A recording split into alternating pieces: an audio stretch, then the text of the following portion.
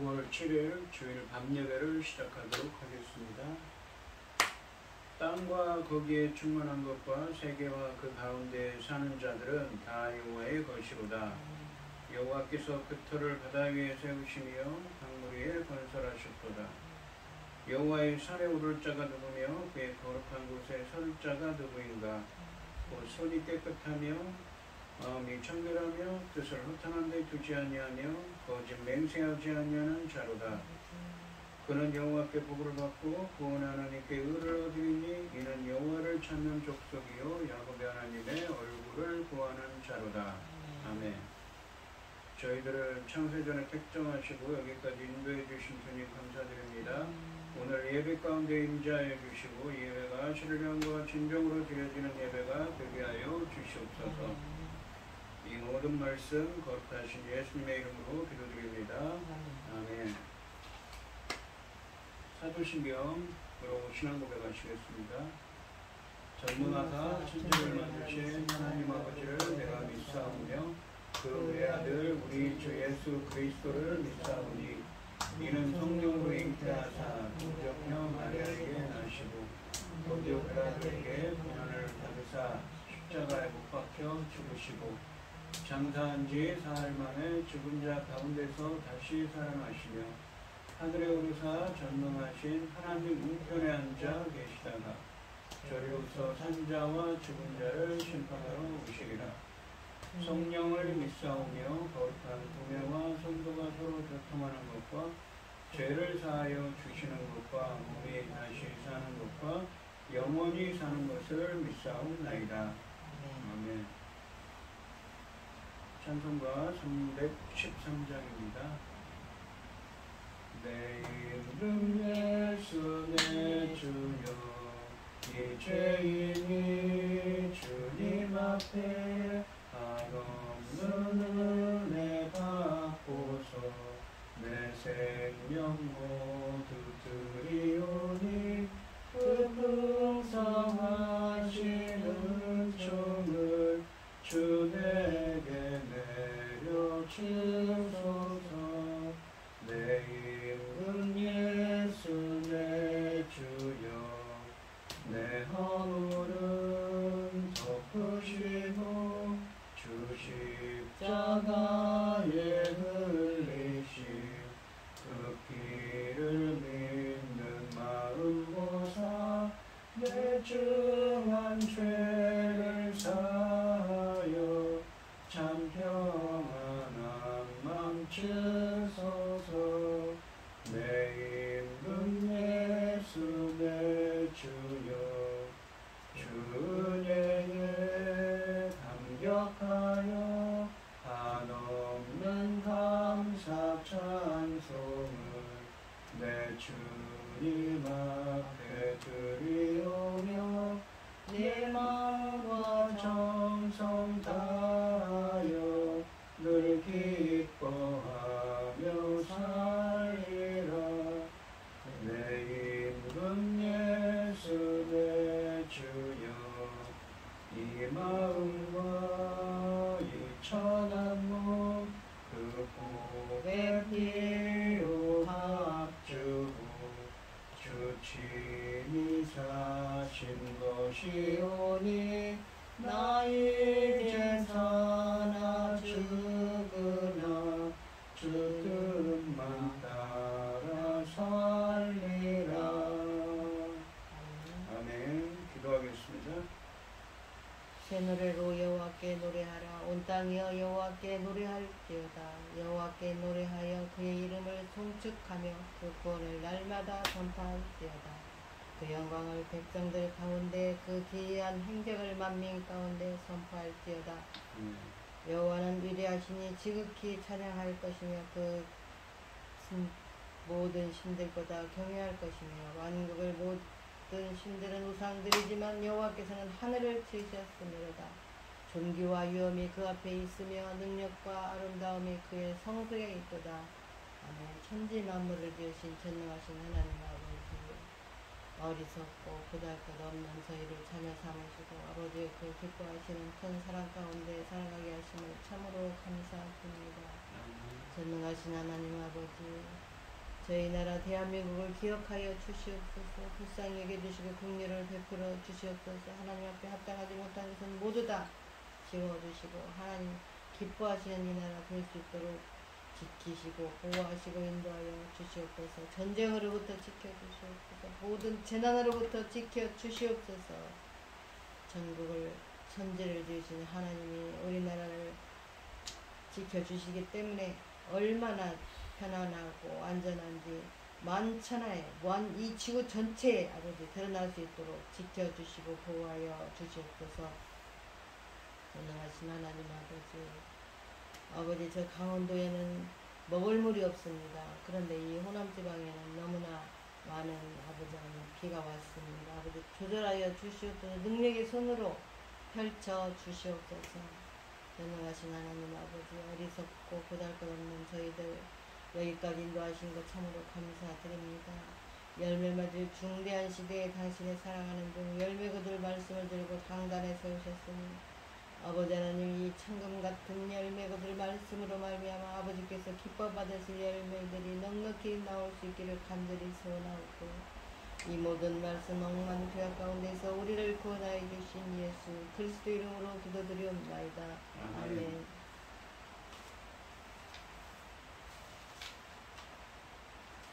오늘 함께 하실 하나님의 말씀은 시편 34편 1절에서 7절까지 말씀입니다. 시편 34편 1절에서 7절입니다. 내가 여호와를 항상 송축하며 내 입술로 항상 주를 찬양하리이다. 내 영혼이 여호와를 자랑하리니 곤고한 자들이 이를 듣고 기뻐하리로다. 나와 함께 여호와를 광대하시다 하며 함께 그의 이름을 높이세. 내가 여호와께 간구하며 내게 응답하시고 내 모든 두려움에서 나를 건지셨도다.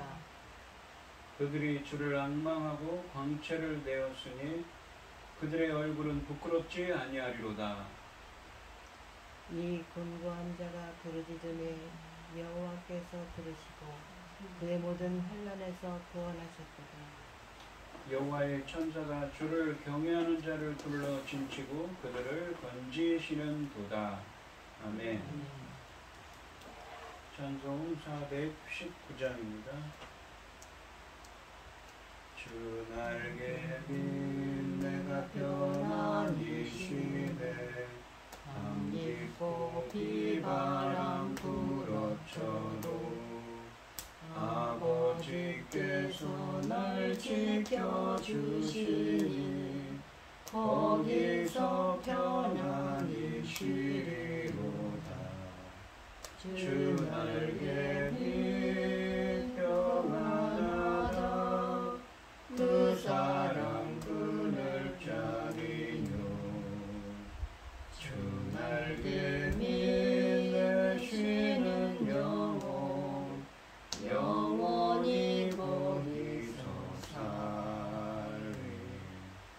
주 날개 밑 나의 피난처 되니 거기서 쉬기를 원하노라. 세상이 나를 이롭지 못하나 거기서 평화를 누리리라. 주 날개 밑 평안하다. 그 사랑 그늘 잠이뇨. 주 날개 밑 내 쉬는 영혼 거기서 살기. 주 날개 밑 참된 기쁨이 있네. 고달픈 세상 길 가는 동안 나 거기 숨어 돌보심을 받고 영원히 안식을 얻으리라. 주 날개 밑 평안하다. 그 사랑 그늘 자리요. 주 날개 밑 내 쉬는 영혼 영원히 살리. 아멘. 오늘 본문 말씀의 제목은 그의 이름을 높이세입니다. 이 시편 34편의 표제어가 있는데요. 거기에 보시면 다윗이 아비멜렉 앞에서 미친 채 하다가 쫓겨나서 지은 시라고 되어 있습니다. 이 시편 34편은 사무엘상 21장 말씀에서 다윗이 사울을 피해 블레셋으로 도망하던 중에 가드왕 아기스에게로 갔다가 거기에 위기에 처했지만 이 광인으로, 그러니까 미친 사람으로 가장해서 극적으로 탈출했던 사건을 배경으로 쓰여진 시입니다. 이 가드왕이라고 하는 아기스라고 되어 있는데 블레셋은 쉽게 얘기하면 5개 도시가 연합한 그 연합 국가입니다. 그래서 그 중에 가드라는 곳에 5도시 중에 가드라는 곳에 왕이 있었습니다. 그런데 그 왕을 아비멜렉이라고 부르는 거죠. 이집트 왕을 바로라고 부르듯이 이 블레셋의 왕을 아비멜렉, 내 아버지는 왕이시다 라는 의미를 담고 있는 아비멜렉이라고 불렀습니다. 시편 34편에서 다윗은 생명이 위협받는 위기에서 하나님의 도우심으로 놀라운 구원을 경험한 후에 자신의 구원을 간증하며 여호와를 경외할 것을 교훈하고 있습니다. 1절부터 3절까지 말씀에서 다윗은 자신을 구원하신 여호와를 찬양합니다. 1절부터 3절까지 말씀은 다윗이 4절부터 7절까지 말씀에서 간증하고 있는 하나님의 기도 응답과 구원의 은혜에 대해서 감사드리고 있는 부분입니다. 그래서 찬양과 관련된 어휘들로 채워져 있습니다. 그러니까 1절부터 3절까지에서는 하나님께 찬양을 합니다. 근데 다윗이 이렇게 찬양하는 이유에 대해서 4절부터 7절에서 설명하고 있는 것이지요. 1절과 2절 말씀해 보시면 내가 여호와를 항상 송축하며 내 입술로 항상 주를 찬양하리이다 라고 말합니다. 2절에 보시면 내 영혼이 여호와를 자랑하리니 곤고한 자들이 이를 듣고 기뻐하리로다 라고 되어 있습니다. 1절 상반절에 이 송축하다로 번역된 히브리어는 원래 하나님의 백성들에게 복을 주신다 혹은 사람이 사람을 축복하다로 쓰여진 말입니다. 그런데 여기처럼 하나님의 목적어가 되면 인간이 누군가를 하나님을 송축한다는 의미가 아니라 인간이 하나님을 위기 속에서 건져주신 하나님의 특별한 구원과 복을 주시는 능력의 근원이심을 선포하는 것을 말합니다. 하나님을 찬양하는 것이지요. 이것은 하반절에서 그를 찬양함으로 표현되고 있습니다. 그러니까 다윗을 구원하신 하나님을 찬양하고 있습니다. 2절 상반절에서는 같은 어근으로 이루어진 자랑하다라는 표현을 사용합니다. 찬양은 기본적으로 여호와께서 행하신 일에 대해서 자랑하는 것이기에 송축하다는 단어와 같은 의미라고 할 수가 있습니다. 다윗은 자신에 대해 자랑하는 것이 아니라 자신을 구원하신 놀라운 하나님의 은혜에 대해서 자랑하고 있습니다. 또한 1절에서 입술이라고 하고 2절 말씀에는 영혼이라는 표현을 씁니다. 찬양이 나오는 신체의 기관이지만 시인의 삶 전부를 대표하고 있습니다. 즉 다윗은 자신의 전 존재가 온전히 하나님만을 찬양하고 있습니다. 그리고 2절 하반절과 3절 말씀에서 다윗은 자신처럼 하나님과 의를 위해 고난당하며 오직 여호와만을 의지하는 곤고한 자들인 회중들을 자신의 찬양에 동참시키고 있습니다. 곤고한 자들이 이를 듣고 기뻐하리로다 라고 말하고 있습니다. 곤고한 자들이라고 번역된 이 히브리어는 겸손한 자, 가난한 자, 억압받는 자를 의미합니다. 비록 세상에서 고통당하지만 마음이 겸손하고 가난하여 오직 그 소망을 하나님께만 두고 그를 전적으로 신뢰하는 사람을 의미합니다. 고난과 환난으로 인해 주님 앞에서 낮아진 자들이 이 말을 듣고서 기뻐할 것입니다. 자신을 위기 가운데서 구원하신 하나님의 사역에 대한 감사와 간증을 듣고 그들도 기뻐할 수 있기를 바랍니다. 사도 바울도 이 고린도후서 11장 30절로 33절 말씀에서 자기 자신의 약한 것을 자랑했습니다. 다윗은 자신을 위기 가운데서 구원하신 하나님의 사역에 대한 감사와 간증을 듣고 그들도, 그러니까 곤고한 자들도 기뻐할 수 있기를 바라고 있습니다. 3절 말씀해 보시면 나와 함께 여호와를 광대하시다 하며 함께 그의 이름을 높이세 라고 말합니다. 누구한테 얘기합니까? 곤고한 자들이죠.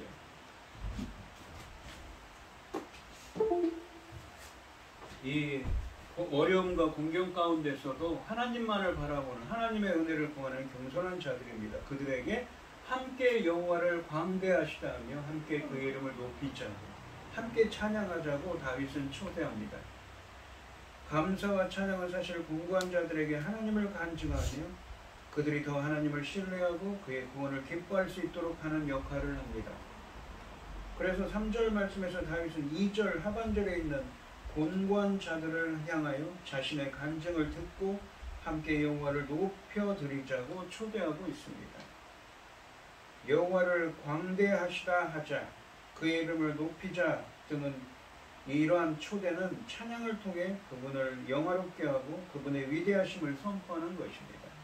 근본적으로 송축하다는 표현과 같은 의미를 지닌다고 볼 수가 있습니다. 그러니까 1절부터 3절까지 말씀에서 다윗은 여호와만을, 주님만을 찬양합니다. 그러면서 이 곤고한 자들, 어려움 가운데서도 하나님만을 바라보는 이 겸손한 자들에게 함께 주님을 찬양하자고 초대하고 있는 것이지요. 그리고 그 이유를, 이 하나님을 찬양하는 이유를 4절부터 7절까지 말씀에서 설명합니다. 이 4절부터 7절까지 말씀은 그가 여호와를 찬양할 때 그가 여호와를 찾았을 때, 주님을 구하였을 때, 주님께 간절히 기도했을 때 응답하시고 이 구원하신 하나님을 증거하고 있습니다. 그러니까 간증하고 있는 것이지요. 4절 말씀해 보시면 내가 여호와께 간구하매 내게 응답하시고 내 모든 두려움에서 나를 건지셨도다 라고 말합니다. 이 4절 말씀에서 다윗은 먼저 자신이 여호와께 간구했다고 하는데, 간구했다고 번역된 이 히브리어의 원래 의미는 찾다는 의미입니다. 주님을 찾았다는 것이죠.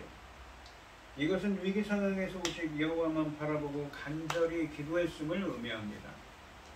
이처럼 여호와를 찾는 것은 어떤 상황에서도 여호와를 의지하고 기도하는, 여호와를 경외하는 의인의 필수적인 모습입니다. 이처럼 여호와를 찾은 다윗의 절박한 간구에 응답하신 여호와가 하반절에서는 다윗을 모든 두려움의 상황에서 건져주셨다고 간증하고 있습니다. 다윗이 이 가드왕 아기스 앞에서 이 생명의 위협을 느껴 미친 채 했던 절체절명의 위기 속에서 그 위기를 떠올리면 모든 두려움이라는 표현이 좀 더 생생하게 다가옵니다. 그러니까 다윗이 이 사무엘상에 보시면 사울 왕이 자신을 죽이려고 하죠. 그래서 도망갈 수밖에 없었습니다. 그런데 하다 어디에 갑니까? 블레셋한테 도망갈 수밖에 없었던 것이지요. 그런데 그곳에서도 어떻습니까? 자신이 원래 블레셋의 원수였거든요. 그래서 미친 채 하는 것입니다. 그처럼 두려운 상황에서 벗어나 안전하게 된 것을 다윗은 그분이 나를 건지셨도다 라고 표현합니다. 그러니까 하나님의 도움이 아니었으면 자신은 이미 죽은 목숨이었을 것이다 라고 생각하는 것이죠. 얼마나 그 건짐이 크게 느껴졌겠는지 짐작할 수가 있습니다. 5절에 보시면 그들이 주를 앙망하고 광채를 내었으니 그들의 얼굴은 부끄럽지 아니하리로다 라고 말합니다. 그들이 누굽니까? 바로 곤고한자들이죠. 어려움 속에서도 곤경 가운데서도 하나님의 은혜만을 바라보고 겸손히 주님의 은혜를 구하는 자들, 그 속에는 무엇입니까? 다윗도 포함되는 것이죠. 이 곤고한자, 여기서 그들은 문맥적으로 2절 말씀에 나오는 다윗이 찬양으로 초대한 곤고한 자들입니다. 어려움과 공격 가운데서도 하나님의 은혜를 구하는 겸손한 사람들입니다. 이 앙망하다로 번역된 이 히브리어도 찾다처럼 어떤 상황에서도 여호와 하나님만을 바라는 것을 의미합니다. 이처럼 여호와만 앙망하는 사람은 2절 말씀의 곤고한자와 다름없습니다. 그리고 광채를 내다는 표현은 간절히 하나님을 앙망하는 자들이 비록 어둠과 같은 위기 가운데 있어도 하나님의 구원으로 말미암아 기뻐하며 얼굴이 환하게 된 것에 대한 비유입니다. 4절 말씀의 모든 두려움이 기쁨으로 변화된 것을 가리키고 있습니다. 하반절에 보시면 그들의 얼굴은 부끄럽지 아니하리로다 라고 말합니다. 이것은 그들의 얼굴이 하나님의 구원으로 인해 부끄러움을 당하지 않는 것을 의미합니다. 6절 말씀해 보시면 그가 공고한 자들을 기쁨을 주시고 이 그들에게 부끄럽지 않게 수치를 당하지 않게 하신다는 의미입니다. 6절에 보시면 이 곤고한 자가 부르짖으면, 이 곤고한 자는 누구입니까? 여기서는 단순대, 바로 다윗 자신이죠. 여호와께서 들으시고 그의 모든 환난에서 구원하셨도다 라고 말합니다. 이 곤고한 자로 번역된 히브리어는 2절 말씀에서 곤고한 사람으로 번역된 히브리어와 어근이 같습니다. 같은 어원을 갖고 있는 거죠. 여기서 다윗은 곤고한 자로 일반화되고 있습니다. 이 표현은 오직 여호와만 바랄 수밖에 없었던 다윗의 절박한 상황을 묘사합니다. 다윗은 자신이 그런 상황에서 여호와께 부르짖었고 여호와께서 그 기도를 들으셨다고 간증합니다. 부르짖다는 동사가 여호와를 부르고 그의 앞에서 간절히 기도하는 것을 의미하는 전형적인 표현이라면, 듣다는 이 말씀은 이 동사도 기도 응답을 의미하는 전형적인 표현입니다. 그리고 그 기도 응답은 하반절에서 보여주듯이 기도하는 자가 처한 모든 환난의 상황에서 그를 구원하시는 것을 의미합니다. 구원하다는 이 단어도 곤경에 있는 자를 도와서 구해내는 것을 의미하므로 4절 말씀에 있는 건지다는 단어와 같은 말씀입니다. 이 사무엘상 26장 24절에서 다윗은 자신을 쫓던 사울왕 앞에서 내 생명을 여호와께서 중히 여기셔서 모든 환난에서 나를 구하여 내시기를 바라나이다 라고 말했습니다. 그런데 이 6절 말씀은 이 확신에 대한 응답인 셈입니다. 7절 말씀을 보시면 여호와의 천사가 주를 경외하는 자를 둘러진치고, 그리고 여호와의 천사가 주님을 경외하는 자, 주님을 두려워하고 주님 뜻대로 사는 자를 둘러진치고, 왜 둘러진칩니까? 보호하기 위해서죠. 그들을 건지시는도다. 하나님께서 하나님의 군대를 보내주셔서 구원해 주셨다고 표현하는 것입니다. 이 7절 말씀은 여호와께서 당신의 군대인 여호와의 천사를 보내셔서라도 당신을 경외하는 종들을 보호하시고 건지심을 그림처럼 묘사하고 있습니다. 이런 그림은 바로 하늘왕이 자신의 종들의 도움이심을 묘사합니다. 여기서 다윗은 그를 경외하는 자들로 일반화되고 있습니다. 여호와를 경외하는 것은 단지 여호와를 두려워하는 것만을 가리키는 것이 아닙니다. 그보다는 여호와의 하나님 되심을 믿고 그분의 뜻에 순종하는 삶을 살려고 하는 것을 의미합니다. 다윗은 4절 말씀에 나오는 엄청난 두려움 속에서도 여호와를 두려워함으로써 그 상황적인 두려움을 이겨내고 있습니다. 이 오늘 본문 말씀을 보시면 아까도 말씀드렸듯이 이 시편 34편은 사무엘상 21장 말씀에 나오는 이 다윗이 가드왕 아기스로부터 미친 채에서 도망칠 때, 그래서 구사일생으로 도망칠 수 있었을 때 도망치고 나서 지은 시라고 되어 있습니다. 먼저 다윗은 곤고한 자들과 곤경 가운데서도 여호와 하나님의 은혜를 구하는 겸손한 자들이라고 했죠. 곤고한 자들에게 여호와를 함께 찬양하자고 초대합니다. 왜냐하면 하나님은 어려움과 공경 가운데서도 하나님의 은혜를 구하며 겸손하게 하나님을 찾는 자에게 응답해 주시고 또한 구원해 주시는 분이기 때문이라고 말하고 있는 것이죠. 그래서 하나님을 함께 찬양하자고 표현하고 있습니다. 자신의 이 체험에서 나온 것이지요.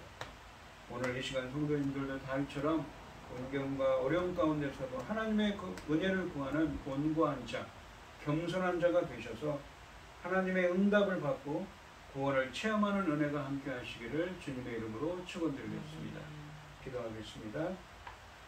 하나님 아버지 감사합니다. 오늘 주신 말씀에서 다윗은 시편 34편 말씀에서 자신이 미친 사람인 척하며 가드왕 아기스로부터 구사일생으로 이 탈출한 사건을 배경으로 말씀을 전하고 있습니다. 다윗은 곤고한 자입니다. 바로 어려움과 공경 가운데 있습니다. 하지만 항상 하나님의 은혜를 구하며 하나님의 뜻을 구하는 사람입니다. 그는 그 어려움 가운데서도 생명의 위협 가운데서도 하나님의 구원을 찾으며 하나님께 기도합니다. 그때 하나님께서 응답하시고 그를 구원해 주셨다고. 그래서 그는 하나님을 찬양한다고. 함께 찬양하자고. 곤고한 자들에게, 곤경과 역경 가운데 있는 사람들에게 그렇게 말하고 있습니다. 저희들도 어려움과 공경 가운데 있더라도 다윗이 말하는 것처럼 항상 하나님의 뜻을 구하며 겸손히 주님의 뜻을 따르는 곤고한 자들이 되어서 우리들이 행하는 기도가 응답받고 하나님의 구원을 체험할 수 있는 은혜를 허락하여 주시옵소서. 이 모든 말씀 거룩하신 예수님의 이름으로 기도드리옵나이다. 아멘. 찬송가 436장입니다. 나 이제 주님의 새 생명 얻으모 옛 것은 지나고 새 사람이로다. 그 생명 내 맘에 강같이 흐르고 그 사랑 내게서 해같이 빛난다. 영생을 누리며 주 안에 살리라. 오늘도 내일도 주 함께 살리라. 주 안에 감추인 새 생명 얻으니 이전에 줬던 것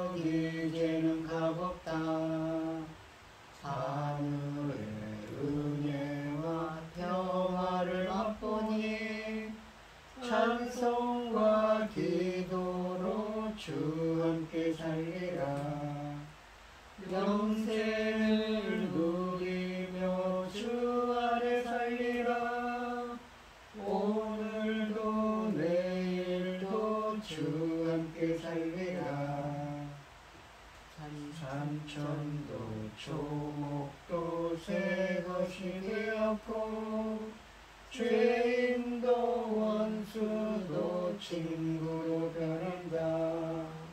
새 생명 얻은 자 영생을 누리니 주님을 모심한 새 하늘이로다. 영생을 누리며 주 안에 살리라. 오늘도 내일도 주 함께 살리라. 주 따라가는 길 험하고 멀어도 찬송을 부르며 뒤따라가리라. 나 주를 모시고 영원히 살리라. 날마다 섬기며 주 함께 살리라. 영생을 누리며 주 안에 살리라. 오늘도 내일도 주 함께 살리라. 아멘.